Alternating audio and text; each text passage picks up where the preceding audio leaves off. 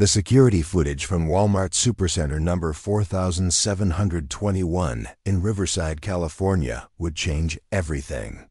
Tommy Chen sat in the sterile corporate conference room, his blue vest folded neatly on the table beside him, facing immediate termination for abandoning his post during a critical incident and engaging in violent conduct on company property. Store manager Rebecca Walsh and district supervisor Michael Torres were convinced he had either suffered a complete mental breakdown or deliberately endangered customers and employees during what should have been a routine Saturday afternoon shift. But what that security footage was about to reveal would prove that Tommy hadn't just violated company policy, he had prevented the deadliest mass shooting in retail history and saved the lives of 347 people who had no idea how close they had come to never going home. Tommy's employment record at Walmart told the story of a model employee who had somehow lost his mind during the most ordinary circumstances imaginable. For 18 months, he had worked the day shift at Register 14, processing transactions with mechanical efficiency while maintaining the kind of pleasant demeanor that corporate training videos held up as the gold standard for customer service excellence. His performance evaluations consistently rated him as exceeding expectations in every category measured by the company's comprehensive assessment system, from transaction speed and accuracy to customer interaction scores derived from secret shopper reports and online review mentions that specifically praised his helpfulness and professionalism.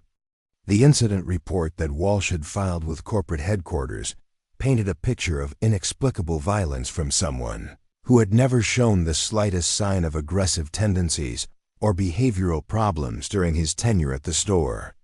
According to her official documentation, Tommy had suddenly abandoned his register during peak Saturday shopping hours, leaving a line of customers waiting while he ran toward the store's main entrance, shouting warnings about threats that no one else could see or understand. Witnesses described him tackling an apparently harmless customer near the greeting card section, using what several people characterized as military-style combat techniques that seemed completely inappropriate for any conceivable retail situation. The customer Tommy had attacked was identified as Marcus Webb, a 26-year-old college student from nearby UC Riverside who had been shopping for his girlfriend's birthday present when the incident occurred. Webb's account of events described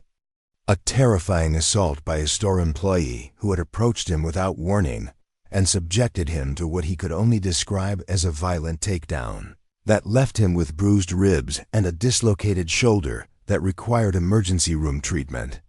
His attorney had already filed preliminary paperwork for a lawsuit that would seek damages not only from Tommy personally but from Walmart corporate for employing someone who was clearly dangerous to the general public. Security guards who responded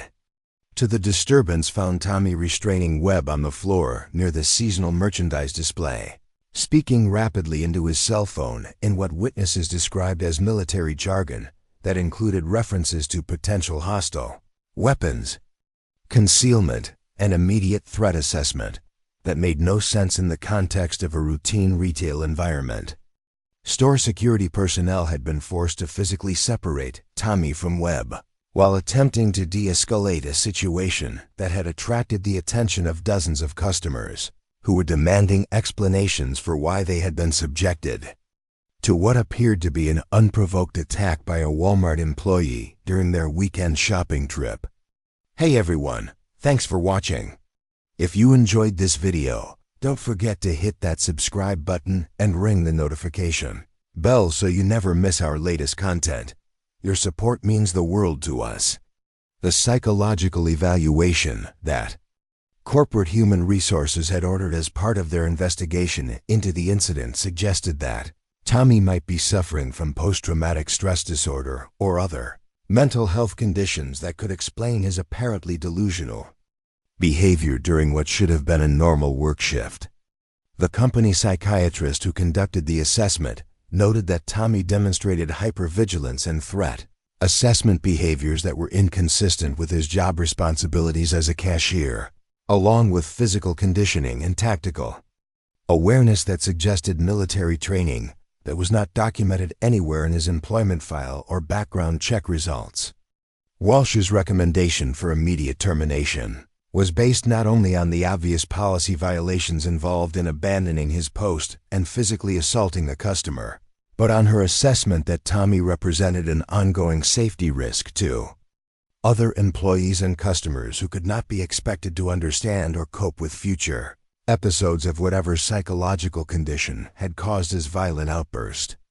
Her written evaluation emphasized that Walmart's commitment to providing a safe shopping environment for families required the removal of any employee whose behavior created liability concerns or generated negative publicity that could damage the company's reputation in the competitive retail marketplace. The corporate investigation team that had been dispatched from Bentonville headquarters approached the case with the assumption that they were dealing with a straightforward personnel issue involving an employee whose personal problems had interfered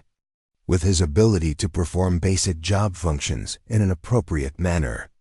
Their preliminary interviews with witnesses and review of available documentation supported the conclusion that Tommy had experienced some form of mental health crisis that manifested in violent behavior toward an innocent customer who had done nothing to provoke or justify the assault he had endured. Torres, whose 23-year career with Walmart had included oversight of hundreds of employee disciplinary cases, had never encountered a situation where someone with Tommy's consistently positive performance record had suddenly exhibited such extreme and inexplicable behavior during routine work duties. His experience with workplace violence incidents typically involved employees with documented histories of interpersonal conflicts, attendance problems, or performance issues that provided warning signs of potential problems before they escalated to the point of requiring management intervention or law enforcement involvement. The complete absence of any previous behavioral concerns in Tommy's employment history made the severity of his actions during the incident even more disturbing to corporate personnel who were responsible for maintaining workplace safety standards across thousands of retail locations nationwide.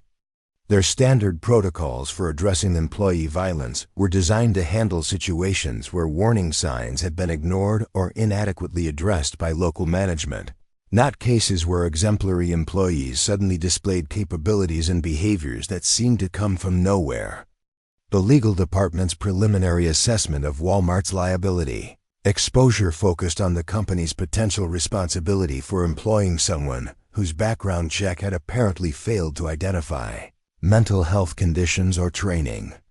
that might have predicted his violent behavior toward customers.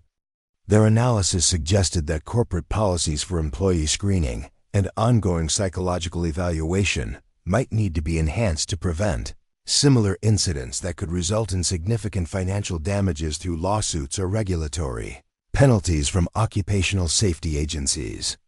The media attention that the incident had generated in local news outlets had already begun attracting the kind of negative publicity that corporate communications specialists worked constantly to prevent or minimize through proactive public relations strategies. Stories about Walmart employees attacking customers created exactly the type of reputation damage that could influence shopping patterns and customer loyalty in ways that directly impacted revenue performance across multiple store locations in affected markets. The security footage that would determine Tommy's fate had been sealed as evidence, pending the completion of corporate investigation procedures and potential criminal charges that the Riverside County District Attorney's Office was considering. Based on Webb's complaint and the testimony of witnesses who had observed the assault, the 97 minutes of digital video captured by 16 different cameras throughout the store represented the only objective record of exactly what had transpired during the incident, free from the emotional reactions and subjective interpretations that had characterized every eyewitness account collected by investigators. Tommy sat in the conference room, understanding that his 18 months of perfect performance evaluations and customer service commendations would be meaningless if the security footage supported the version of events that Walsh and Torres had documented in their incident reports. His military service record remained classified at levels that prevented civilian employers from accessing the details of his 8 years in Army Special Forces, leaving corporate investigators with no way to understand that his actions had been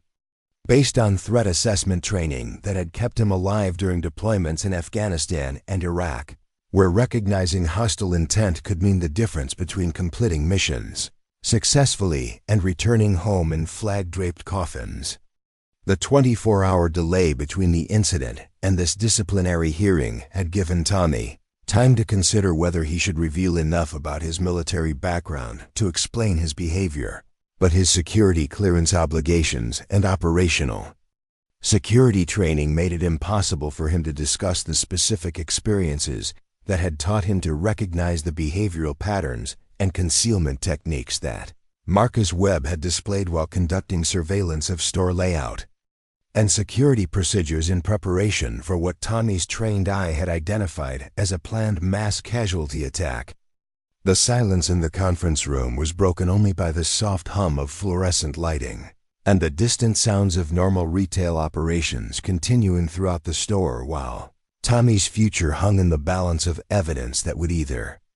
vindicate his decision to act on intelligence that no one else possessed or confirm corporate management's assessment that he was too dangerous to continue working in an environment where his psychological problems could endanger innocent people who were simply trying to complete their weekend shopping in peace. 18 months earlier, Tommy Chen had walked through the automatic doors of Walmart Supercenter number 4721, carrying nothing more than a worn duffel bag and a California DRIV's license that listed his address as a modest apartment complex 3 miles from the store. At 32, he possessed the kind of unremarkable presence that made him instantly forgettable in any crowd medium height. Dark hair kept short in a style that suggested military discipline without drawing attention, and clothing choices that favored practicality over fashion in ways that helped him blend seamlessly into the diverse customer base that frequented the sprawling retail location. His job application contained the standard information that hiring managers expected from candidates seeking entry-level retail positions, previous employment at various establishments throughout Southern California, references from supervisors who remembered him as reliable but quiet, and educational background limited to a high school diploma, earned in his hometown of Fresno before he had left for what his application vaguely described as military service without providing details about duration, specialization, or the circumstances of his discharge from active duty. The hiring process had been routine in every respect, with Assistant Manager Jennifer Rodriguez conducting the standard interview questions about availability, customer service philosophy, and commitment to Walmart's corporate values, while Tommy provided responses that demonstrated appropriate enthusiasm for retail work without revealing anything particularly memorable about his personality or background.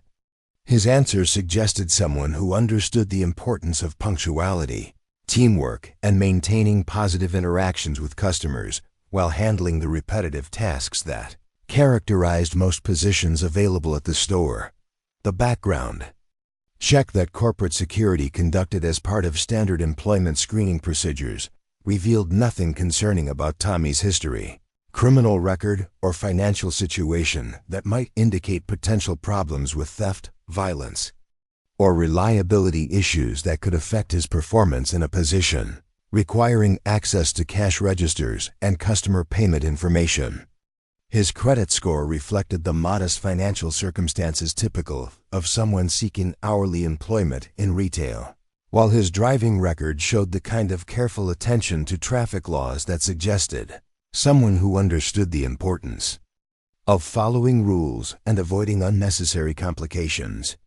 Tommy's initial assignment to the evening shift stocking team provided an opportunity for him to learn store layout and operational procedures while working alongside experienced employees who could evaluate his work ethic and interpersonal skills. During the 3-month probationary period, that all new hires were required to complete successfully before being considered for positions involving direct customer interaction or cash handling responsibilities. His performance during the probationary period exceeded expectations in ways that impressed supervisors without creating the kind of standout excellence that might have attracted unwanted attention from management personnel who valued consistency and reliability over exceptional achievement that could disrupt established team dynamics.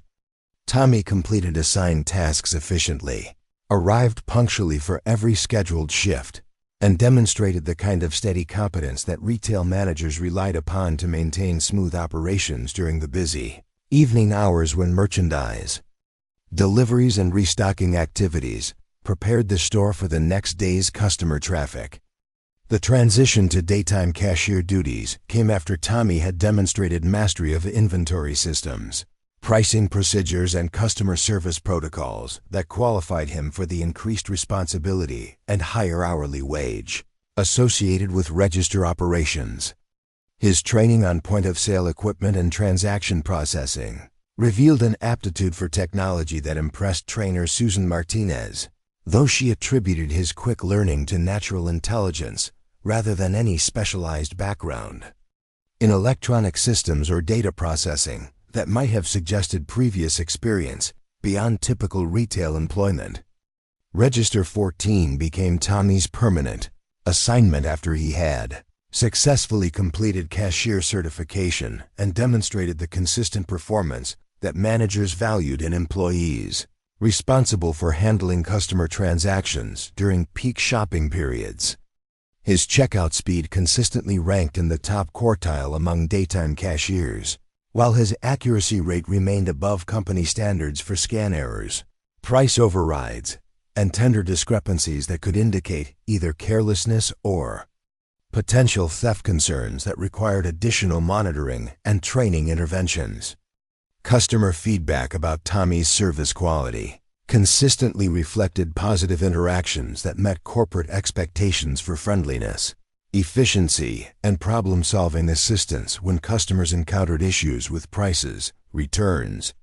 or special requests that required cashier judgment and initiative. His ability to de-escalate minor conflicts over coupon policies, price discrepancies, or return authorizations demonstrated emotional intelligence and communication skills that managers appreciated during busy periods when long lines and customer frustration could create tension that affected overall store atmosphere. The employee break room conversations that Tommy occasionally joined revealed his preference for listening rather than contributing to discussions about politics, entertainment, or personal situations that characterize typical workplace social interactions among coworkers who spent 8-hour shifts together 5 days per week. His responses to direct questions were polite but brief, providing enough information to satisfy social expectations, without encouraging the kind of deeper friendships that might have led to invitations for after-work activities or weekend social gatherings. His apartment reflected the same practical minimalism that characterized his approach to workplace relationships and professional responsibilities. The furnished space contained basic necessities arranged with military precision, few personal decorations that might reveal interests or connections to family and friends, and reading material limited to technical manuals related to automotive maintenance and home improvement projects that suggested someone who preferred solitary activities, requiring concentration and manual skills. The physical conditioning that Tommy maintained through early morning runs and evening calisthenics in his apartment reflected habits developed during military service, though his civilian coworkers who occasionally noticed his fitness level attributed it to general health consciousness rather than the specific training regimens that had prepared him for operational environments where physical capability could determine mission success or failure. His movements during work hours carried the economical efficiency of someone who had learned to conserve energy while maintaining constant readiness for demands that might exceed normal expectations, the night terrors that occasionally disrupted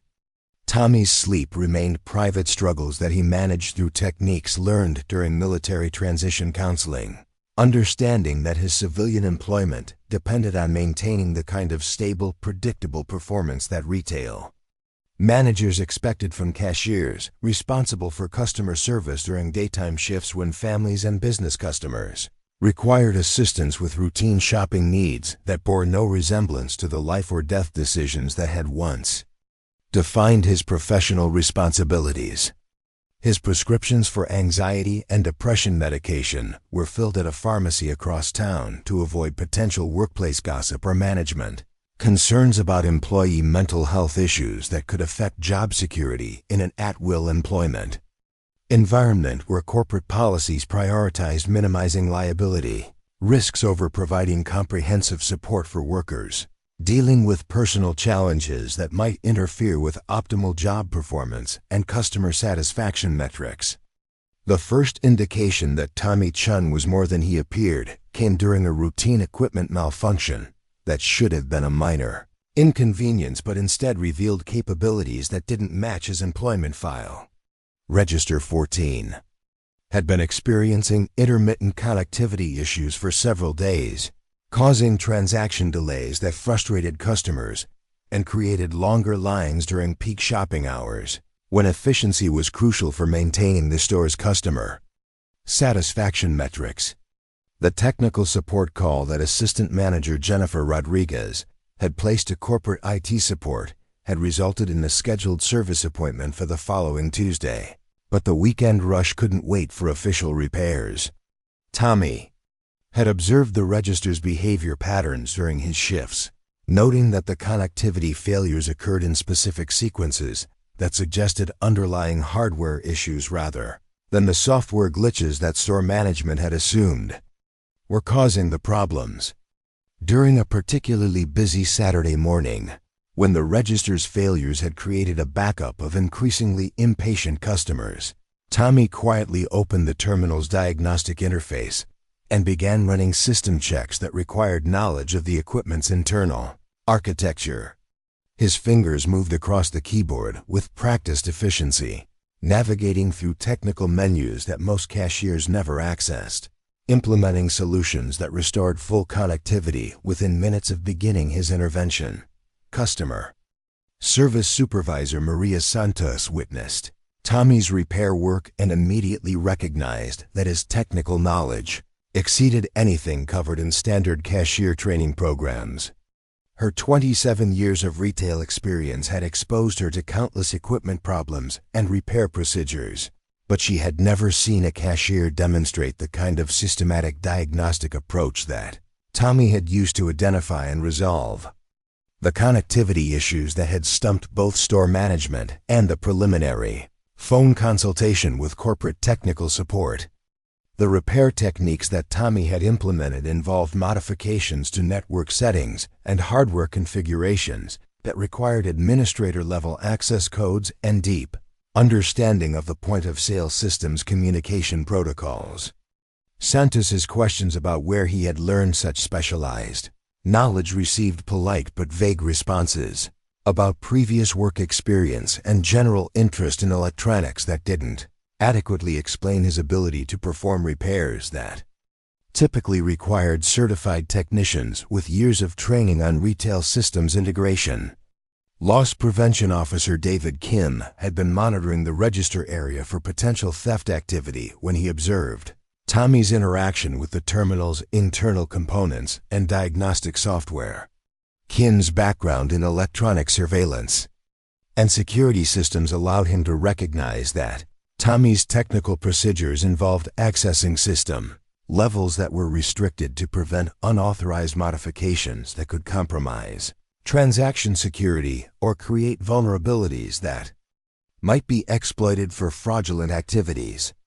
The security protocols that governed point-of-sale equipment access were designed to prevent exactly the kind of unauthorized system modifications that Tommy had performed, regardless of their beneficial outcomes for store operations. Kim's concerns about potential policy violations were complicated by the undeniable fact that Tommy's interventions had resolved problems that corporate technical support had been unable to address through standard troubleshooting procedures during multiple phone consultations over the previous week. During the lunch break that followed Tommy's impromptu repair work, several co-workers approached him with questions about other technical problems they had been experiencing with various store systems, from the time clock terminals that had been running slowly to the inventory scanners that occasionally failed to read product barcodes correctly. His responses demonstrated familiarity with diagnostic procedures and system architecture that extended far beyond the basic technical training that Walmart provided to employees whose jobs required interaction with computerized equipment. Cashier Angela Wright had been struggling with her register's receipt printer for several days, dealing with frequent paper jams and print quality issues that created delays during customer transactions. Tommy's examination of the printer mechanism revealed that the problems were caused by accumulated debris and misaligned components that could be corrected through careful cleaning and calibration procedures that he performed with the confidence of someone who had extensive experience maintaining complex mechanical systems under field conditions. The tools that Tommy produced from his personal belongings for the printer repair included precision instruments that were not typically found in standard maintenance kits, suggesting either serious hobby interest in electronics repair or professional experience that required specialized equipment for diagnosing and correcting technical problems in various types of electronic and mechanical devices. His explanation that he enjoyed working on cars and home improvement projects provided a plausible but incomplete account of how he had acquired such an extensive collection of diagnostic and repair tools. Maintenance supervisor Carlos Mendez observed Tommy's work on the receipt printer and immediately recognized techniques that reflected formal training in electronics, troubleshooting, and mechanical systems repair. Mendez's background included military service as an aircraft maintenance technician, giving him the expertise to distinguish between amateur tinkering and the systematic approach that characterized professional technical training in high-stakes environments where equipment failures could have serious consequences. The precision with which Tommy handled delicate electronic components suggested muscle memory developed through extensive practice with similar equipment, while his diagnostic methodology followed protocols that reflected institutional training rather than self-taught experimentation. Mendez's attempts to engage Tommy in conversations about technical procedures and repair experiences encountered the same polite deflection that other employees had experienced when asking questions about his background and previous work experience. The inventory management system that had been experiencing periodic connectivity issues with the main server suddenly began operating at optimal performance levels after Tommy had volunteered to assist with routine maintenance procedures that were supposed to be limited to authorized technical personnel.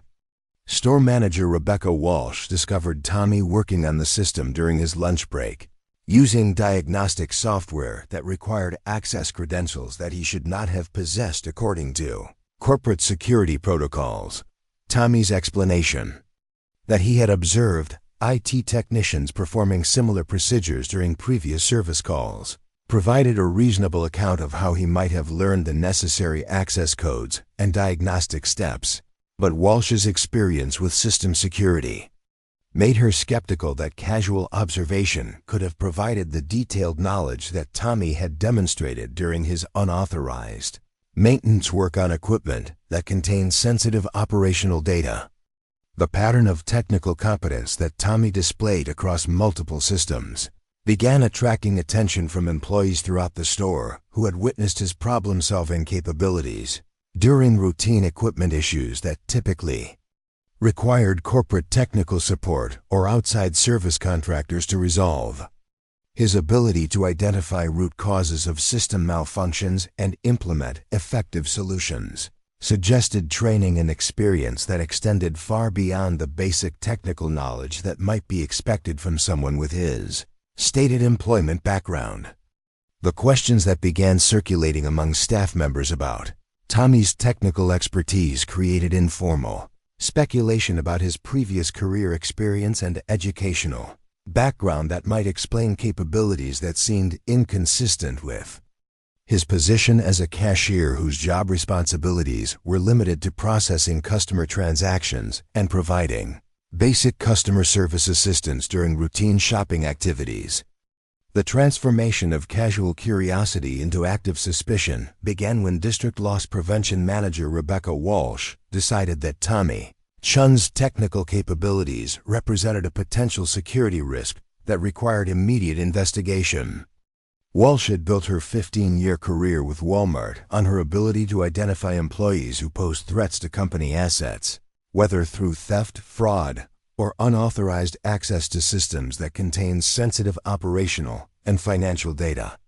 Her initial concerns about Tommy stemmed from reports she had received about his unauthorized repairs to store equipment and his apparent knowledge of system access codes that were restricted to certified technical personnel. Walsh's experience investigating internal theft cases had taught her that employees who demonstrated unexpected technical skills often possessed capabilities that could be used to manipulate point-of-sale systems, inventory databases, or security protocols in ways that might not be detected through standard loss prevention monitoring procedures. The security audit that Walsh initiated focused on Tommy's access patterns to various store systems, reviewing digital logs that tracked his interactions with registers, inventory terminals, and administrative computers during his 18 months of employment. Her analysis revealed that Tommy had accessed diagnostic menus and system configuration options that most cashiers never discovered during routine job duties, suggesting either curiosity about technical systems that exceeded normal employee interest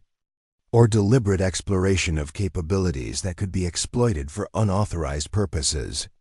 Walsh's background in corporate security investigations had exposed her to numerous cases where employees with technical knowledge had manipulated retail systems to steal merchandise, alter transaction records, or access customer payment information for fraudulent activities.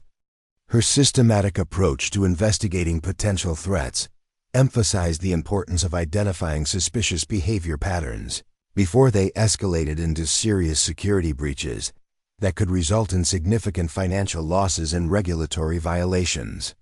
The personnel file review that Walsh conducted revealed gaps in Tommy's employment history that she found concerning, particularly the vague descriptions of his military service and the absence of detailed references from previous employers who could verify his technical background and character assessment. Her attempts to contact references listed on his application encountered disconnected phone numbers and businesses that no longer existed, creating questions about the accuracy of information he had provided during the hiring process. Walsh's consultation with corporate security specialists confirmed her assessment that Tommy's technical capabilities warranted enhanced monitoring and investigation to determine whether his knowledge of store systems represented legitimate skills acquired through innocent means or potentially dangerous expertise that could be used to circumvent security measures designed to protect company assets and customer information. The surveillance strategy that Walsh implemented involved coordination between multiple departments to create comprehensive monitoring of Tommy's activities without alerting him to the investigation or creating obvious changes in his work environment that might cause him to modify his behavior patterns. Loss prevention officers were instructed to document his interactions with equipment and technology, while supervisors received guidance about observing his responses to routine situations and his relationships with other employees. Human resources manager Patricia Coleman was briefed about Walsh's concerns and instructed to review Tommy's performance evaluations for any indicators of behavioral changes or interpersonal issues that might suggest psychological problems or hidden agendas that could affect his reliability and trustworthiness as an employee with access to sensitive systems and customer payment information during routine cashier duties. The enhanced background check that Walsh ordered through corporate security resources attempted to verify details about Tommy's military service, educational background, and previous employment that had not been thoroughly investigated during the standard hiring process. Her request for expanded verification procedures encountered bureaucratic obstacles and classification restrictions that prevented civilian investigators from accessing complete military service records, creating additional suspicions about why. Tommy's background contained information that was protected from routine employment screening.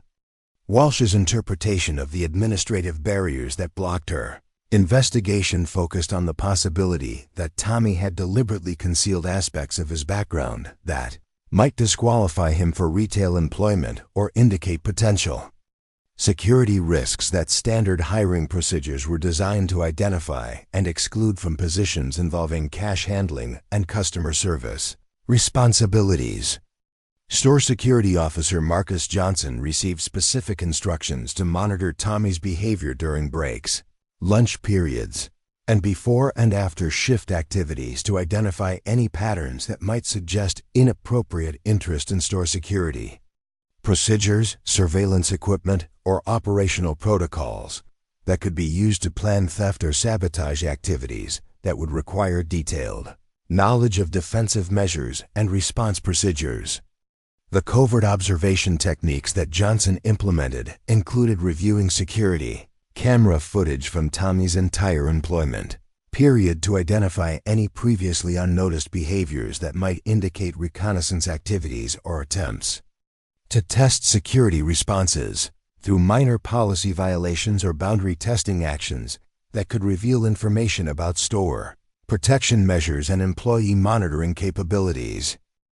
Walsh's coordination with other district managers revealed that several stores in the region had experienced unusual equipment malfunctions and system irregularities that had been attributed to normal technical problems, but could potentially represent coordinated testing of security vulnerabilities by individuals with advanced technical knowledge and access to multiple retail locations through employment or customer activities. The pattern analysis that Walsh conducted suggested that employees with unexplained technical capabilities might be part of organized retail crime networks that used insider knowledge to plan large-scale theft operations or electronic fraud schemes that required detailed understanding of point-of-sale systems, inventory management protocols, and loss prevention procedures used throughout the Walmart corporate structure. Assistant Manager Jennifer Rodriguez found herself caught between her positive assessment of Tommy's work performance and Walsh's directive to document any concerning behaviors or technical activities that might support the investigation into his potential security risks. Rodriguez's daily interactions with Tommy had consistently reflected professional competence and customer service excellence, making it difficult for her to identify legitimate grounds for suspicion despite corporate pressure to support the loss prevention investigation. The employee monitoring procedures that Walsh established created an atmosphere of heightened scrutiny that began affecting Tommy's work environment as supervisors and co-workers became aware that his activities were receiving special attention from district management. The subtle changes in how colleagues interacted with him reflected their understanding that association with someone under investigation could potentially affect their own job security and advancement opportunities within the company. Walsh's determination to resolve her concerns about Tommy intensified as the investigation failed to produce concrete evidence of wrongdoing while revealing additional technical capabilities that seemed inconsistent with his supposed background and qualifications. Her professional reputation within the corporate loss prevention hierarchy depended on her ability to identify and eliminate security threats before they resulted in significant losses or regulatory violations that could damage Walmart's operational effectiveness and financial performance. The expansion of surveillance activities to include monitoring Tommy's personal activities outside work hours represented an escalation of Walsh's investigation that reflected her growing conviction that his presence at the store represented a serious threat that required immediate resolution through either definitive proof of misconduct or evidence that would justify his termination for policy violations related to unauthorized system access and failure to provide accurate employment information. The systematic persecution of Tommy Chen began with subtle administrative actions that appeared to fall within normal management prerogatives but were carefully designed to create mounting pressure that would either force him into making mistakes that justified termination or compel him to resign voluntarily before Walsh's investigation could expose whatever secrets she was convinced he was hiding from corporate security review. The first indication of the escalating campaign came through revised scheduling procedures that placed Tommy on rotating shifts that disrupted his established sleep patterns, while requiring him to work with different supervisors who had received informal briefings about the need for enhanced monitoring of his performance and compliance with store policies. The schedule modifications were implemented through standard administrative channels that made them appear routine to casual observers, but experienced employees recognized the pattern as punitive scheduling designed to create stress and potential performance problems.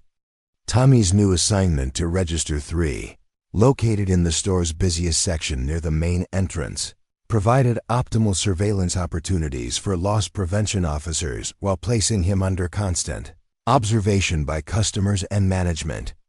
Personnel who could document any behavioral irregularities or technical activities that might support Walsh's suspicions about his unauthorized access to store systems and potential security threats. The performance monitoring procedures that Assistant Manager Rodriguez was required to implement created detailed documentation of every aspect of Tommy's work, from transaction processing speed and customer interaction quality to his responses to routine equipment problems and his compliance with break schedules and uniform policies. The enhanced scrutiny consumed significant supervisory time while establishing the kind of comprehensive performance record that could support negative personnel actions if Tommy's conduct provided any justification for disciplinary measures. Customer service evaluations that had previously been conducted monthly were increased to weekly assessments that examined Tommy's interactions with shoppers for any signs of inappropriate behavior, excessive technical discussions about store systems, or attempts to gather information about security procedures through casual conversations with customers who might inadvertently reveal operational details about loss prevention measures and surveillance capabilities. The equipment maintenance logs that Tommy had been accessing during his technical repair activities were restricted to authorized personnel only, preventing him from continuing the diagnostic work that had impressed his coworkers while creating situations where his attempts to assist with system problems could be characterized as policy violations that warranted disciplinary action for unauthorized access to sensitive operational systems. Loss Prevention Officer David Kim began conducting daily reviews of security camera footage that captured Tommy's activities throughout his shifts, analyzing his movements and interactions for any patterns that might indicate reconnaissance activities or attempts to identify vulnerabilities in store security measures that could be exploited for theft or sabotage operations, requiring insider knowledge of defensive procedures. The social isolation that Walsh's investigation created among Tommy's coworkers reflected their understanding that association with someone under enhanced scrutiny could potentially damage their own employment prospects and career advancement opportunities within the company. Conversations in the break room gradually excluded Tommy as employees chose professional self-preservation over workplace friendships that might be interpreted as suspicious by management personnel conducting the ongoing security investigation. Cashier Angela Wright, who had initially been grateful for Tommy's technical assistance with her register problems, began avoiding interactions that might be perceived as inappropriate sharing of information about store systems or operational procedures. Her withdrawal from casual friendship represented the broader pattern of social abandonment that Walsh's campaign had created as employees throughout the store understood that maintaining distance from Tommy was necessary to protect themselves from similar scrutiny. The inventory management duties that Tommy had been performing as additional responsibilities were reassigned to other employees without explanation, removing his access to warehouse systems and shipping protocols, while eliminating opportunities for him to demonstrate the technical competence that had originally attracted management attention to his capabilities beyond standard cashier qualifications and training requirements. Maintenance supervisor Carlos Mendez found himself torn between appreciation for Tommy's technical skills and recognition that defending an employee under investigation would likely damage his own relationship with district management and potentially expose him to retaliatory measures that could affect his family's financial security and his own career prospects within the corporate structure.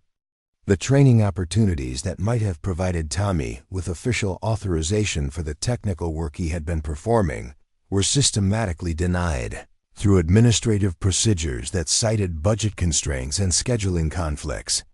while other employees with less demonstrated competence received approval for educational programs that could have legitimized his knowledge of store systems and diagnostic procedures.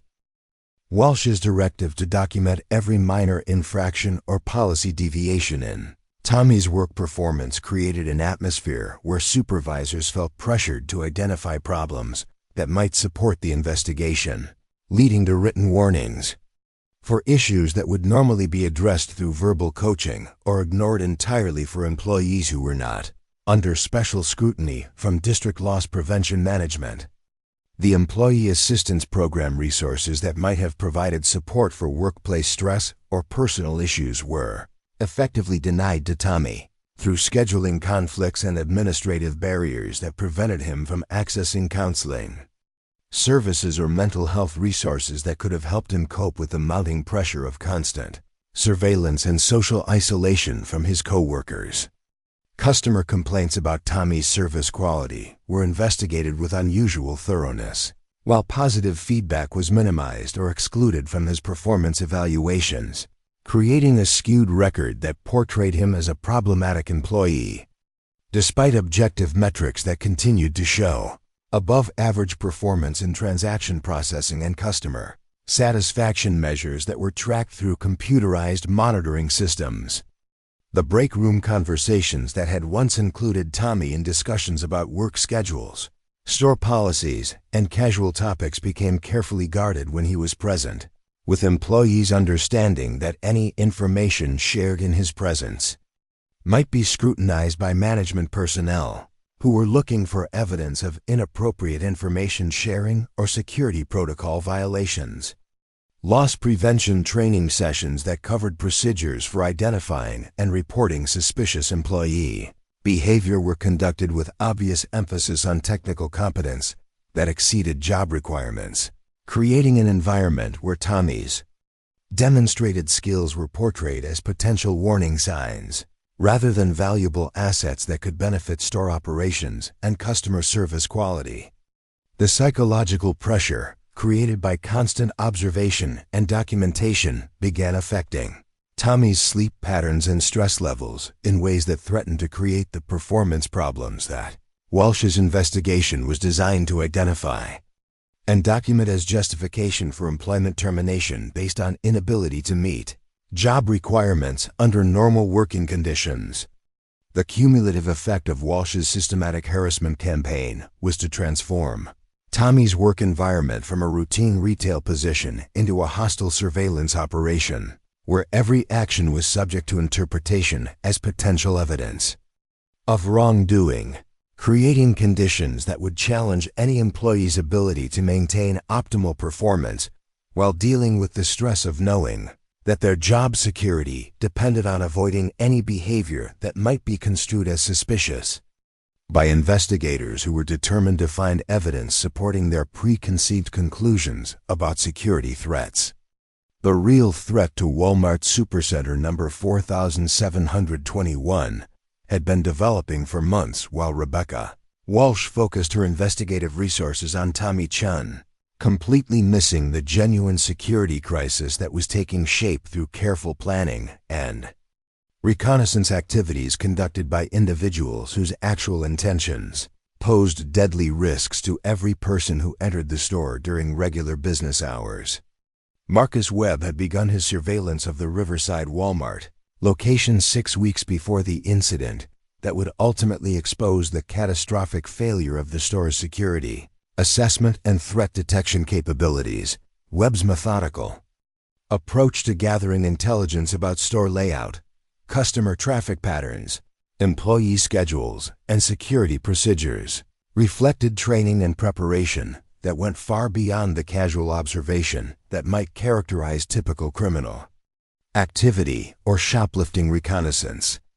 The manifesto that Webb had been developing during his planning phase outlined grievances against corporate retail culture and consumer society that he believed justified extreme measures to demonstrate his opposition to what he characterized as the systematic exploitation of workers and communities by multinational corporations that prioritized profit over human dignity and environmental responsibility. His written statements revealed a worldview that combined anti-corporate ideology with personal resentments that had been building for years, following his termination from a retail management position at a competing chain store. Webb's tactical preparation included detailed study of previous mass shooting incidents at retail locations, analyzing response times of law enforcement agencies, effectiveness of security measures, and architectural features that could provide tactical advantages for someone planning to inflict maximum casualties during peak shopping periods when families and elderly customers would be most vulnerable to coordinated attacks.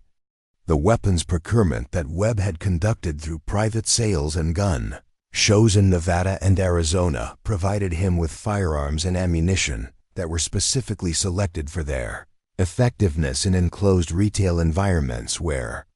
multiple targets would be concentrated in predictable locations with limited escape routes and minimal protective cover available to potential victims during emergency situations. His reconnaissance visits to the store had been carefully timed to coincide with different shifts and seasonal shopping patterns, allowing him to identify optimal timing for an attack that would maximize casualties while minimizing the likelihood of encountering armed security personnel or off-duty law enforcement officers who might be shopping during their personal time and could potentially interfere with his operational objectives. Hey everyone, thanks for watching. If you enjoyed this video, don't forget to hit that subscribe button and ring the notification bell so you never miss our latest content. Your support means the world to us. The behavioral analysis training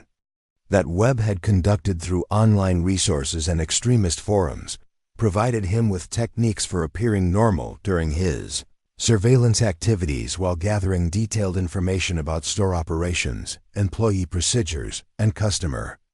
demographics that would inform his tactical planning and target selection during the actual attack that he was methodically preparing to execute. Store security cameras had recorded Webb's multiple visits during his planning phase, but the footage was never reviewed with sufficient attention to identify the patterns that trained threat assessment specialists would have recognized as preliminary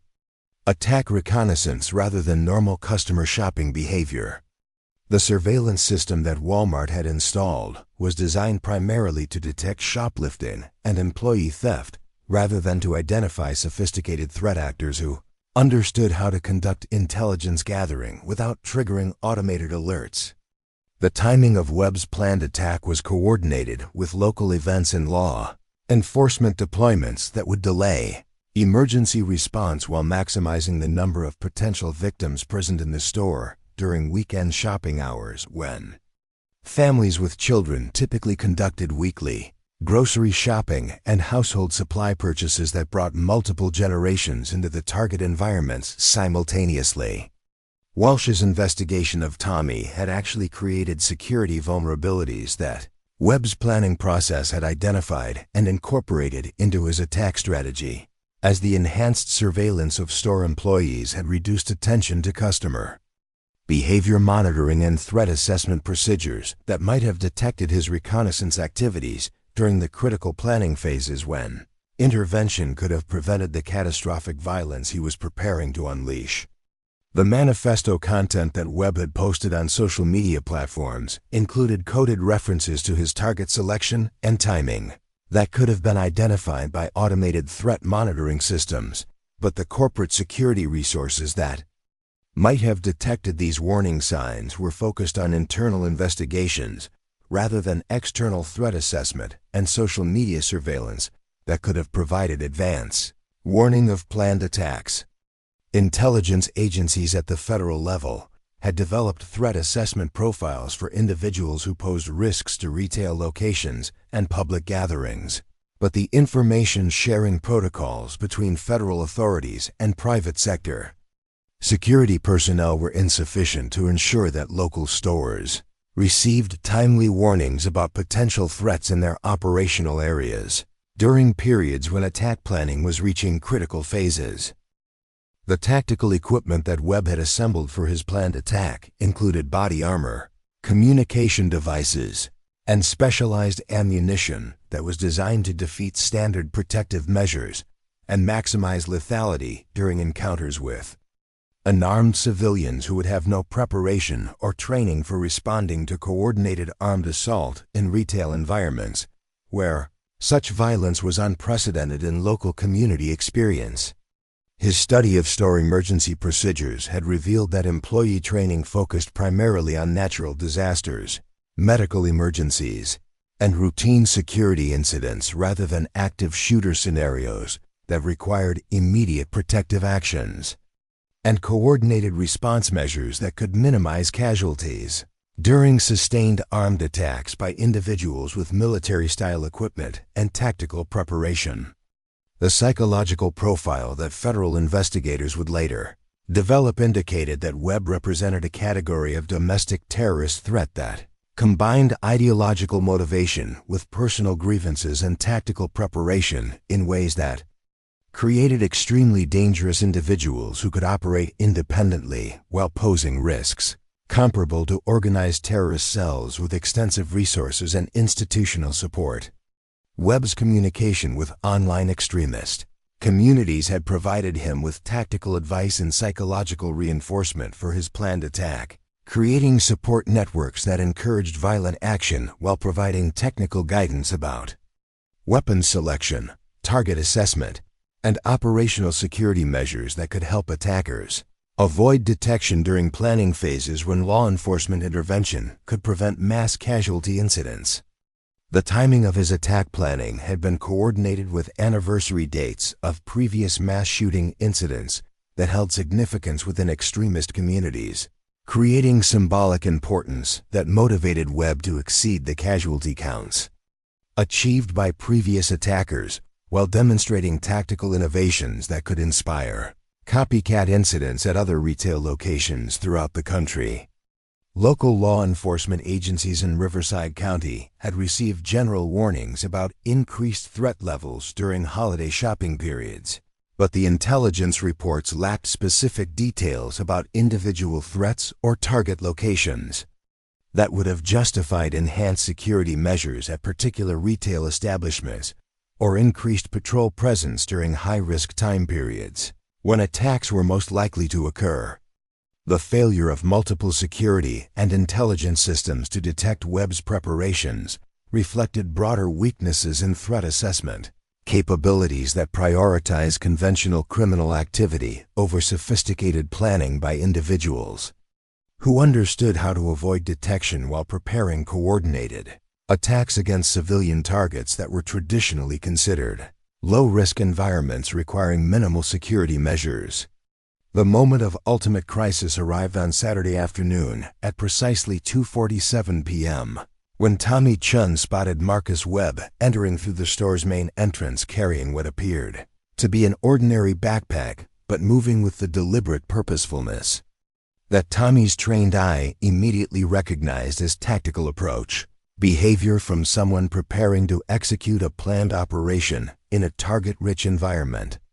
Webb's positioning near the greeting card display provided optimal observation angles for the store's main aisles, while offering concealment opportunities behind merchandise displays that could mask his preparation activities from casual observation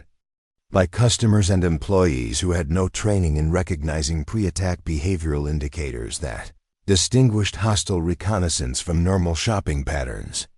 Tommy's assessment of Webb's body language, scanning patterns, and positioning triggered threat recognition protocols that had been ingrained through years of combat deployment experience where failure to identify hostile intent could result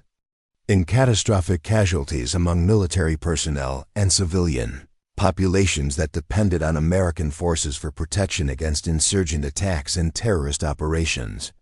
The radio communication that crackled through Tommy's earpiece carried Assistant Manager Rodriguez's voice with instructions that reflected standard retail protocols for handling customer service issues during busy weekend shopping periods. All cashiers maintain your stations. We have district management conducting evaluations today. Focus on transaction efficiency and customer satisfaction metrics. Rodriguez's directive represented everything that was fundamentally wrong with civilian threat assessment when bureaucratic procedures took precedence over immediate security concerns that required rapid response measures to prevent mass casualty incidents.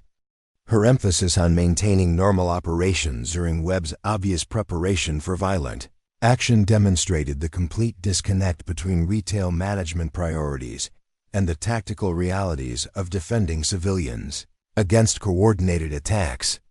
Tommy's professional analysis of the developing situation indicated that Webb possessed weapons concealed within his backpack and clothing that were positioned for rapid deployment, while his movement pattern suggested tactical training that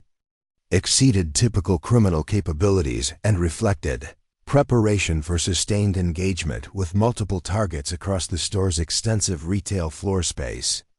The impossible choice that confronted Tommy involved direct violation of explicit management orders to maintain his cashier position while Webb continued his obvious preparation for mass violence against innocent customers who had no awareness of the imminent threat to their lives and safety. Following Rodriguez's instructions would guarantee Webb's success in executing what Tommy's experience recognized as a carefully planned attack designed to maximize casualties among defenseless civilians. Tommy's radio response to Rodriguez was delivered in the calm, professional tone that had characterized his 18 months of exemplary customer service. "Copy that, ma'am." Maintaining station as directed. But his body was already moving toward the emergency protocols that his military training had embedded as automatic responses when civilian lives depended on immediate protective action, regardless of administrative consequences. The tactical assessment that Tommy conducted while appearing to continue routine cashier duties revealed that Webb had positioned himself to control the store's primary exit routes while maintaining sight lines to high-traffic areas where weekend shoppers concentrated their activities. His preparation timeline suggested approximately 3 minutes before he would begin the attack sequence that would transform routine Saturday shopping into unprecedented carnage. Tommy's decision to abandon his register represented willful disobedience of direct orders from a superior in his chain of command, violations of store policy that carried automatic termination consequences, and potential criminal charges for assault when he would be forced to physically engage Webb to prevent the mass shooting that standard law enforcement response times could not interrupt before achieving devastating casualty counts. The radio traffic that followed Tommy's movement away from Register 14 carried Rodriguez's increasingly urgent demands for him to return to his assigned position. "Chen, you are required to maintain your cashier station immediately. Return to Register 14 and resume customer service duties. This is a direct order from store management." Tommy's reply was brief and final. "Unable to comply with that directive, ma'am. Immediate threat to customer safety requires emergency response." His words constituted formal notification that he was placing protection of human life above retail operational procedures, understanding that his choice would result in career destruction and potential imprisonment while potentially saving hundreds of lives. The approach vector that Tommy selected provided optimal angles for intercepting Webb before he could access his weapons, while minimizing exposure to customers who might be caught in crossfire if the confrontation escalated to armed engagement. Between trained combatants in an environment filled with innocent civilians, including children and elderly shoppers who had no preparation for surviving tactical combat operations, Webb's reaction to Tommy's approach reflected recognition that his operational security had been compromised by someone whose threat assessment capabilities exceeded civilian norms, forcing him to accelerate his attack timeline while adapting to the unexpected presence of opposition that could interfere with his planned casualty, objectives, and tactical control of the engagement environment. The physical confrontation that erupted near the seasonal merchandise display involved combat techniques that Tommy had learned during Special Forces training for close-quarters battle in urban environments, where precise application of force was essential for neutralizing threats while minimizing collateral damage to civilian populations and friendly forces operating in complex tactical situations. Tommy's restraint techniques were designed to prevent Webb from accessing concealed weapons while maintaining control of the situation until law enforcement personnel could arrive and assume responsibility for securing the threat and investigating the planned attack that had been prevented through Tommy's violation of direct orders from store management, who remained unaware of the catastrophic violence that had been imminent. The radio communications that continued during the physical struggle carried Rodriguez's voice demanding immediate cessation of what she characterized as unprovoked assault on an innocent customer. "Chen, you will release that customer immediately and report to the office for disciplinary action. Security personnel are responding to your location for violent conduct violations." Webb's attempts to reach his concealed weapons during the struggle confirmed Tommy's threat assessment while providing objective evidence that would later vindicate his decision to violate store policies in order to prevent mass casualties that standard retail security procedures were completely inadequate to address or prevent through conventional customer service approaches to conflict resolution. The tactical control that Tommy maintained over Webb required continuous application of restraint techniques while simultaneously communicating with emergency services through his personal cell phone, providing law enforcement with critical intelligence about weapons locations, tactical capabilities, and potential additional threats that required specialized response teams rather than standard patrol units equipped for routine criminal incidents. The crowd of customers and employees who gathered around the confrontation witnessed what appeared to be an unprovoked attack by a store employee against a harmless shopper, creating the perception of criminal assault that would dominate witness statements and initial police reports until detailed investigation revealed the true nature of the threat that Tommy's actions had prevented from developing into the deadliest retail shooting in American history. Tommy's implementation of close-quarters combat techniques against Marcus Webb revealed capabilities that transcended anything civilian observers had witnessed in retail environments, as his systematic application of joint control and pressure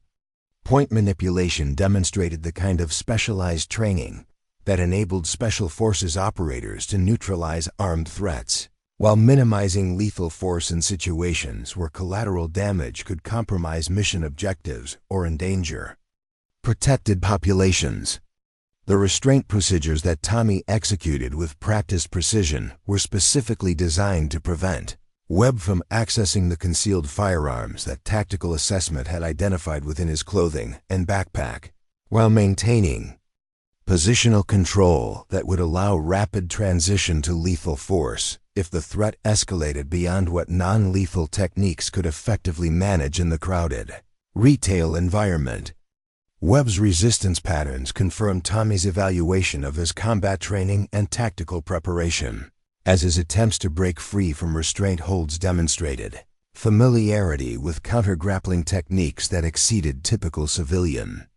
self-defense knowledge and suggested military or law enforcement background that had provided specialized instruction in close-quarters combat scenarios and weapons retention procedures.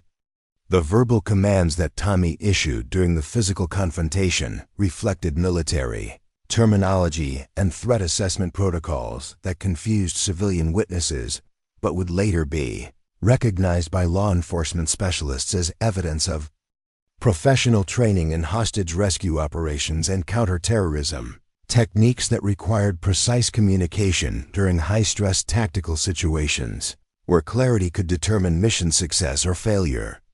Tommy's systematic search of Webb's person and belongings revealed the concealed arsenal that justified his threat assessment and vindicated his decision to violate store policies in order to prevent mass casualties.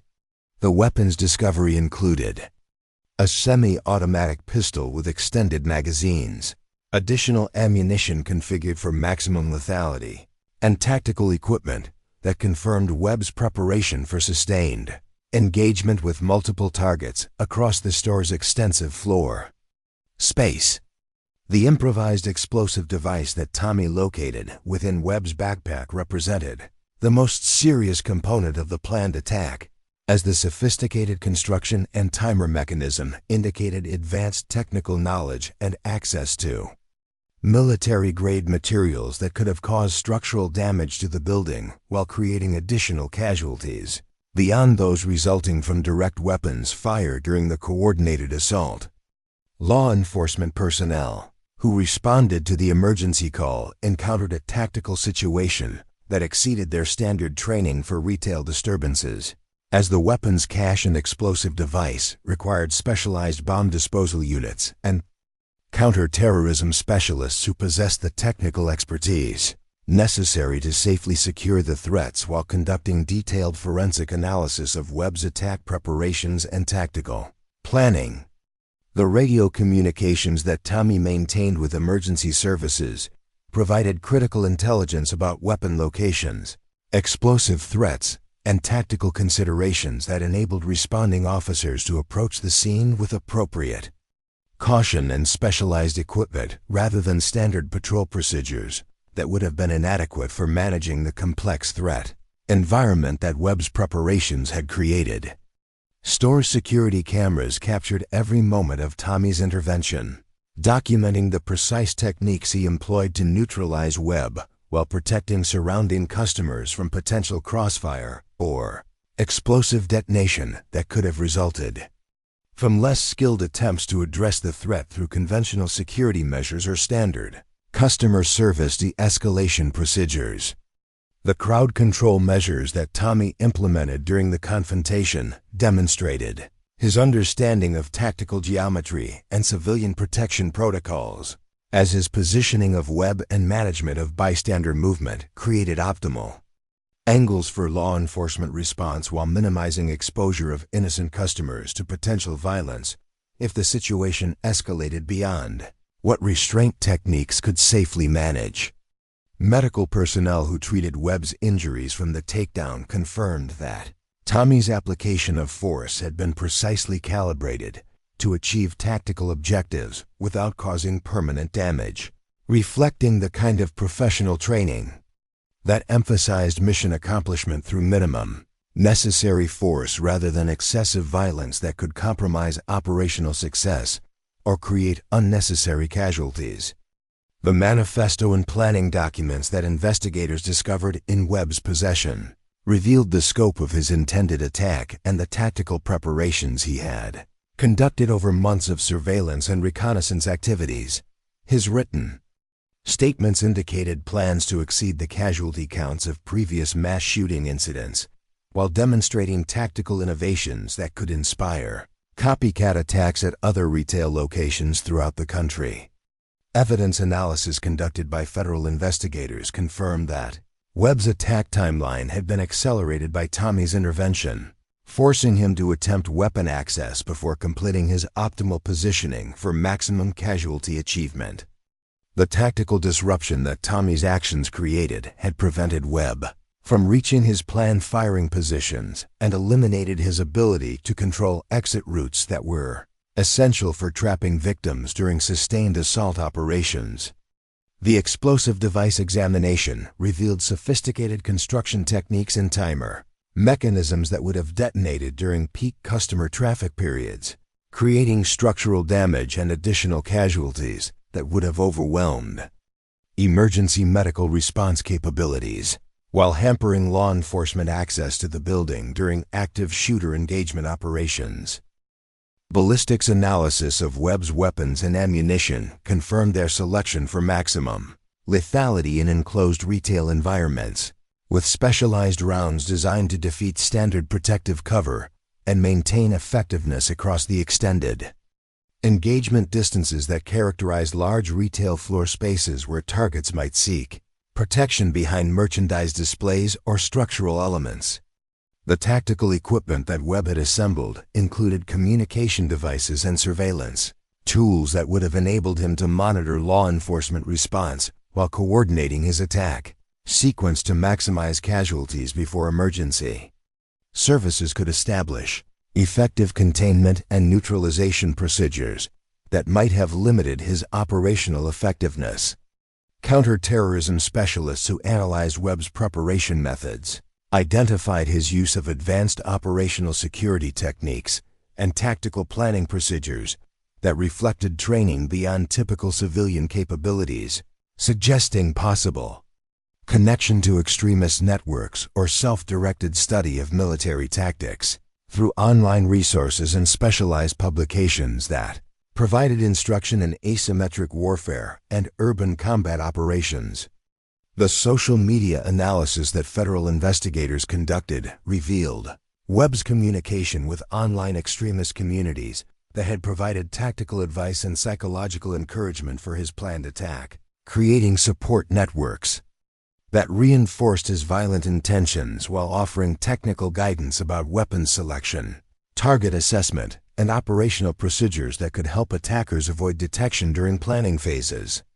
The timing analysis of Webb's planned attack revealed coordination with symbolic dates and local events that would have maximized media impact while demonstrating tactical capabilities that could inspire additional attacks by individuals who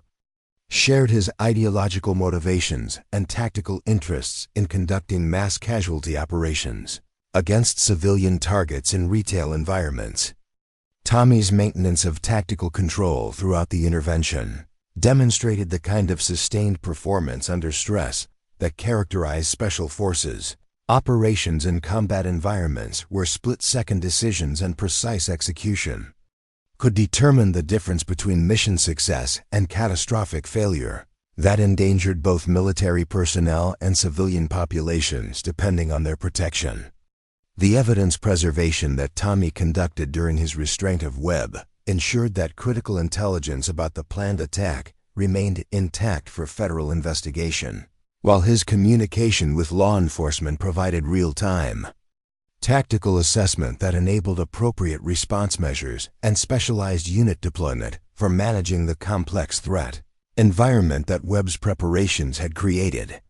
The evidence review that would determine Tommy Chen's fate began 48 hours after his arrest, when Federal Bureau of Investigation Special Agent Sarah Martinez arrived at the Riverside County Sheriff's Department with security clearances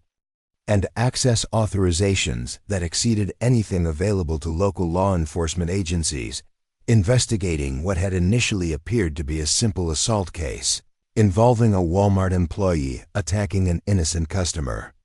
Agent Martinez's preliminary examination of the case file revealed discrepancies between witness statements and the physical evidence that had been collected from the scene, particularly the extensive weapons cache and improvised explosive device that Marcus Webb had been carrying during what civilians had perceived as routine Saturday afternoon shopping activities at the suburban retail location.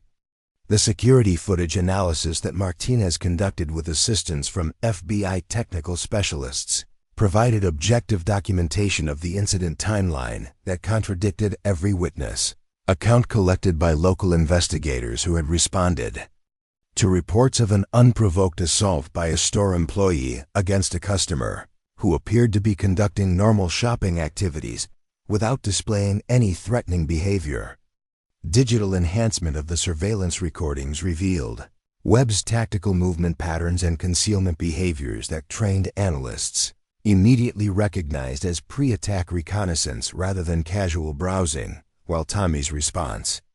demonstrated threat recognition capabilities and intervention techniques that reflected specialized military training far beyond anything in the civilian employment records.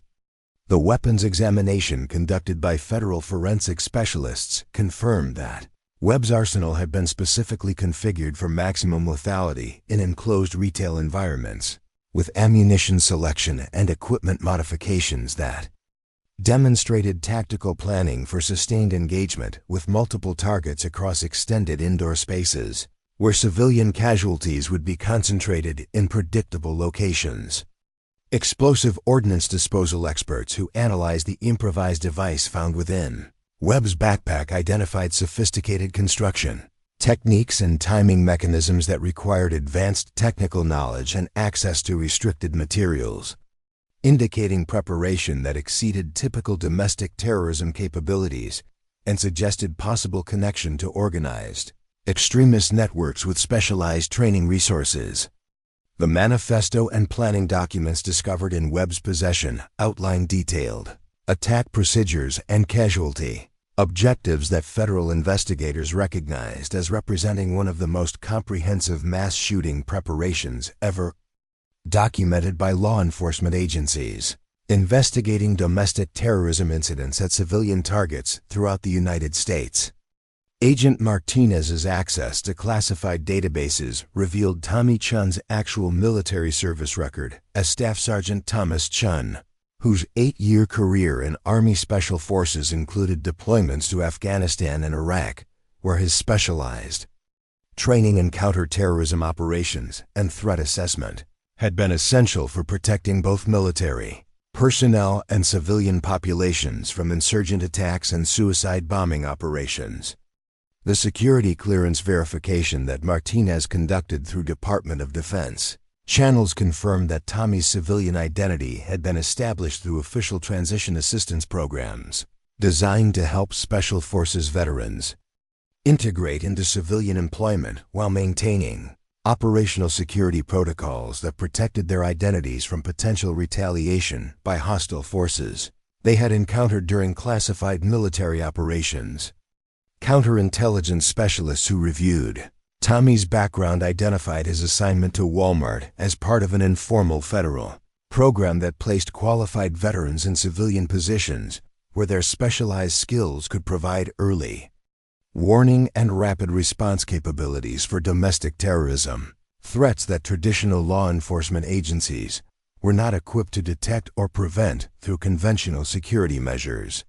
The tactical analysis that federal experts conducted confirmed that Tommy's intervention had prevented what would have been the deadliest mass shooting in retail history, with casualty projections indicating that Webb's planned attack could have resulted in over 300 deaths and hundreds of additional injuries during peak weekend shopping hours when families and elderly customers were most vulnerable to coordinated assault operations. Store manager Rebecca Walsh's disciplinary documentation provided evidence of systematic harassment and persecution directed against Tommy throughout his employment, creating a comprehensive record of administrative abuse that had nearly prevented him from being in position to detect and counter the terrorist threat that conventional retail security measures were completely inadequate to address or prevent. District Loss Prevention Manager Patricia Coleman's investigation files revealed that her focus on Tommy as a potential security risk had diverted critical resources away from external threat assessment and customer behavior monitoring that might have identified Webb's reconnaissance activities during the planning phases when law enforcement intervention could have prevented the attack through arrest and investigation of his preparations. The employee surveillance reports that Coleman had generated documented Tommy's technical capabilities and tactical awareness, while completely missing the legitimate security applications of his specialized knowledge and training, demonstrating how institutional prejudice and administrative incompetence could waste valuable human resources while creating vulnerabilities that endangered civilian populations. Federal prosecutors who reviewed the case determined that Tommy's actions represented textbook application of military rules of engagement adapted to civilian threat environments, with his use of minimum necessary force and precision tactical techniques preventing mass casualties while preserving evidence essential for investigating Webb's connections to broader extremist networks and potential additional threats. The classified debriefing sessions that followed Tommy's vindication revealed the extent of domestic terrorism threats facing retail locations throughout the country, with intelligence indicating that Webb presented one component of a larger network of individuals planning coordinated attacks against civilian targets during holiday shopping periods when maximum casualties could be achieved through simultaneous operations. Civil rights attorneys who examined Walsh's persecution campaign identified systematic violations of veteran employment protections and discrimination based on military service that created hostile work environments while preventing qualified personnel from contributing their specialized skills to civilian security and public safety objectives. The corporate investigation that Walmart headquarters initiated in response to federal findings revealed institutional failures in personnel management and threat assessment that had created security vulnerabilities while systematically harassing an employee whose military background provided exactly the capabilities needed to protect customers and staff from the terrorist threat that conventional retail security measures could not detect or counter. Legal settlements that resulted from the investigation included compensation for Tommy's wrongful persecution and mandatory reforms to corporate security policies that would ensure proper utilization of veteran employees whose specialized training could enhance public safety while preventing discrimination based on military service or classified background information that civilian managers were not authorized to access. Congressional hearings that examined the incident focused on improving coordination between federal intelligence agencies and private sector security personnel to ensure that qualified veterans could contribute their specialized capabilities to domestic security objectives without facing persecution from civilian supervisors who lacked understanding of military training and operational experience. The Medal of Valor that Tommy received from the Department of Homeland Security recognized heroism that had prevented unprecedented terrorism casualties while demonstrating the critical importance of integrating veteran skills and experience into civilian security frameworks that protected American communities from domestic and international threats. Training programs that were developed based on Tommy's experience provided instruction for retail managers and security personnel in recognizing and utilizing veteran capabilities while avoiding the kind of discriminatory practices that could waste valuable human resources and create security vulnerabilities in environments where specialized skills were essential for protecting civilian populations from sophisticated terrorist threats. The transformation of Walmart Supercenter No. 4721 began immediately following the federal investigation that exposed the catastrophic failure of corporate security protocols and the systematic persecution of the employee whose specialized training had prevented the deadliest retail terrorism attack in American history. Tommy Chen's vindication marked the beginning of comprehensive reforms that would revolutionize how retail corporations identified, protected, and utilized veteran employees whose military experience provided critical capabilities for domestic security and public safety objectives. Store manager Rebecca Walsh's termination was accompanied by a corporate directive mandating sensitivity training for all management personnel on veteran employment rights and the recognition of military skills that could enhance civilian security operations. Walsh's replacement, former Army Captain Maria Santos, brought military leadership, experience and understanding of veteran transition challenges that transformed the store's culture from one of suspicion and harassment to appreciation and proper utilization of specialized capabilities among employees whose service records reflected extraordinary qualifications. District Loss Prevention Manager Patricia Coleman faced federal civil rights charges for her role in the systematic harassment campaign that had nearly prevented Tommy from being in position to counter the terrorist threat. Her prosecution sent a clear message throughout the corporate retail industry that discrimination against veterans, based on classified military backgrounds or specialized training, would result in serious legal consequences and federal intervention to protect the rights of service members transitioning to civilian employment. The congressional testimony that Tommy provided during Homeland Security hearings established new protocols for integrating veteran capabilities into civilian security frameworks, while protecting the operational security of former special forces personnel whose classified service records required careful handling by employers who lacked appropriate security clearances to access complete military background information. The pilot program that emerged from Tommy's experience placed qualified veterans in security-sensitive civilian positions throughout major retail chains, creating an informal network of trained observers who could identify and respond to terrorist threats that conventional security measures were inadequate to detect or prevent. The program's success in preventing multiple planned attacks validated the concept of utilizing military expertise for domestic protection while providing meaningful employment opportunities for veterans whose specialized skills were essential for national security objectives.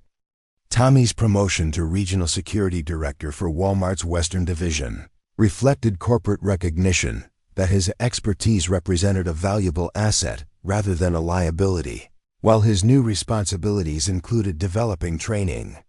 programs that taught civilian managers how to recognize and properly utilize veteran capabilities without compromising operational security or creating the kind of hostile work environments that had characterized his initial employment experience. The training curriculum that Tommy developed emphasized the importance of distinguishing between legitimate security concerns and discriminatory practices based on ignorance or prejudice against military service members whose backgrounds included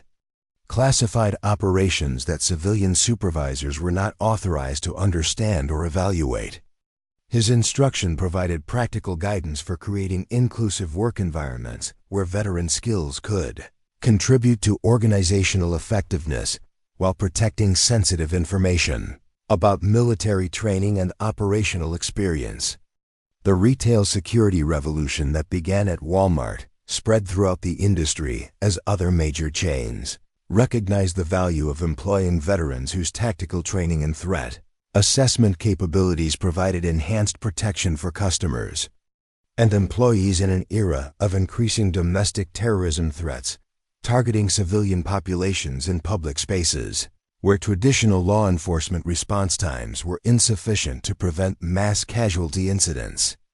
Corporate partnerships with veteran transition organizations created streamlined hiring processes that identified qualified candidates, while providing appropriate security briefings for civilian managers who needed to understand how to supervise employees whose military backgrounds included capabilities that exceeded typical civilian experience. These programs ensured that veteran employees received appropriate assignments and recognition, while protecting operational security information that could compromise ongoing military operations or endanger personnel who remained on active duty. The federal legislation that resulted from Tommy's case established legal protections for veterans whose classified service records created barriers to civilian employment, while mandating that employers who discriminated against military personnel based on security clearance restrictions or specialized training backgrounds would face significant penalties and federal oversight of their hiring and personnel management practices. The Counterterrorism Excellence Award that Tommy received from the Secretary of Defense recognized his prevention of mass casualties while highlighting the critical importance of maintaining veteran readiness for domestic security challenges that required immediate response capabilities beyond what conventional law enforcement agencies could provide during the initial phases of terrorist attacks against civilian targets. Training academies that were established based on Tommy's experience provided instruction for law enforcement agencies, security professionals, and retail managers in recognizing pre-attack behaviors and implementing rapid response procedures that could prevent or minimize casualties during terrorist incidents at commercial locations where large numbers of civilians gathered for routine activities without awareness of potential security threats. The psychological support programs that Tommy developed for veteran employees addressed the unique challenges of transitioning from military service to civilian employment while maintaining readiness for emergency situations that might require the application of combat skills in environments where such capabilities were not typically expected or understood by civilian colleagues and supervisors. Community outreach initiatives that Tommy lead created partnerships between veteran organizations and local businesses to improve understanding of military training and experience, while providing employment opportunities that utilize specialized skills for civilian benefit rather than treating veteran capabilities as potential liabilities or security concerns that required constant monitoring and suspicion. The research studies that examined Tommy's case provided data supporting the integration of veteran employees into civilian security roles, demonstrating measurable improvements in threat detection and emergency response capabilities at locations where qualified military personnel were properly utilized rather than marginalized or harassed by managers who lacked understanding of their training and experience. The international attention that Tommy's story attracted led to similar programs in allied nations where retail terrorism threats required enhanced security measures and the integration of military expertise into civilian protection frameworks that could respond effectively to sophisticated attacks planned by individuals or groups with tactical training and advanced preparation capabilities. Corporate security conferences that featured Tommy's presentations attracted executives from major retail chains who recognized that employing veterans represented both a patriotic obligation and a practical necessity for protecting their customers and employees from terrorist threats that were increasingly targeting civilian commercial locations where mass casualties could be achieved through coordinated attacks during peak business hours. The mentorship programs that Tommy established connected newly hired veterans with experienced civilian employees who could provide guidance on corporate culture and workplace expectations while ensuring that military personnel received appropriate support for adjusting to retail environments where their specialized skills were valued and properly utilized rather than viewed with suspicion or misunderstanding.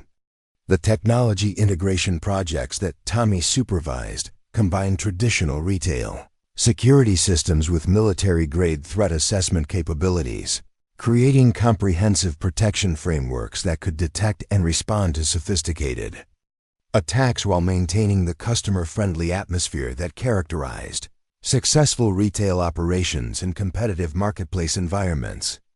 The emergency response protocols that Tommy developed provided clear procedures for civilian employees to follow during terrorist incidents, ensuring that untrained personnel could support professional security responses without interfering with tactical operations or creating additional casualties through panic or inappropriate actions during high-stress situations that required calm and coordinated responses. The annual security symposiums that Tommy organized brought together veteran employees from across the retail industry to share best practices and coordinate responses to emerging terrorist threats, creating professional networks that enhanced domestic security capabilities while providing career advancement opportunities for military personnel transitioning to civilian employment in security-related fields. The case study materials that were developed from Tommy's experience became standard components of military transition assistance programs, demonstrating how veteran skills could be successfully applied to civilian security challenges while providing practical guidance for navigating workplace cultures that might not initially understand or appreciate military training and experience. 10 years after the incident that changed everything, Tommy stood before a classroom of newly hired Walmart associates, his uniform now bearing the insignia of Corporate Vice President for Strategic Security Operations. The young faces before him included several veterans whose military service would be recognized and valued rather than viewed with suspicion or misunderstanding that had characterized his own initial employment experience. Tommy's final message to each new class of associates emphasized the same principle that had guided his decision to disobey orders and tackle. Marcus Webb, when you see something that threatens innocent lives, you have a responsibility to act, regardless of the personal consequences you might face for doing what's right. Sometimes the greatest service to your employer and your community requires the courage to violate policies that were written by people who never faced the life or death decisions that reveal character and define legacy. The standing ovation that followed Tommy's remarks reflected recognition not only for the decorated veteran who had prevented unprecedented tragedy, but for the leader who had transformed an entire industry's approach to veteran employment and domestic security. His story proved that heroes often emerge from the most ordinary circumstances, when courage meets preparation at precisely the moment when action becomes more important than approval. Tommy's legacy continues through every veteran who finds meaningful employment where their skills are valued, every manager who chooses understanding over suspicion when evaluating military backgrounds, and every terrorist attack that fails because trained eyes recognize danger and trained hands took action when it mattered most. If Tommy's story of courage in the face of impossible choices resonates with you, you're not alone. His decision to risk everything to protect innocent lives reminds us that true heroism often requires standing against authority when authority fails to protect those who cannot protect themselves. What would you do if faced with Tommy's choice between following orders and saving lives? Would you have the courage to act when everyone around you saw only an ordinary cashier, but you recognized a terrorist preparing to kill hundreds of people? Share your thoughts in the comments below. We read every single one and deeply value your perspectives on these incredible stories of ordinary people choosing extraordinary courage when it mattered most.